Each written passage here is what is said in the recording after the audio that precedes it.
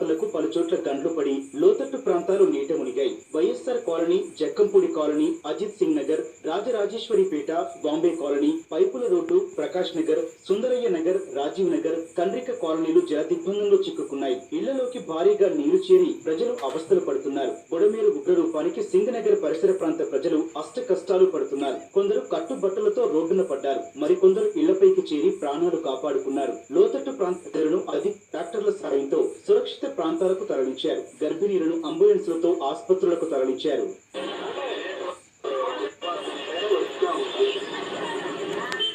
తోడారు. జగ్గయ్యపేట మండలం గరికపాడు వద్ద జాతీయ రహదారి వంతెనకు ఆనుకొని పాలేరు ప్రవహిస్తోంది. నివాసాల్లోకి నీరు చేరి స్థానికులు ఆందోళన చెందుతున్నారు. చందర్లపాడు మండలం పాత బెల్లంకొండ వారి పాలెంలో కోళ్లపారాలు మునిగి కోళ్లు చనిపోయాయి. ఎన్టీఆర్ జిల్లా మైలవరం, జీ కొండూరు, రెడ్డిగూడెం, కొండపల్లి, విజయవాడ రూరల్ మండలాల్లో వర్షాలకు జనం ఇబ్బంది పడ్డారు.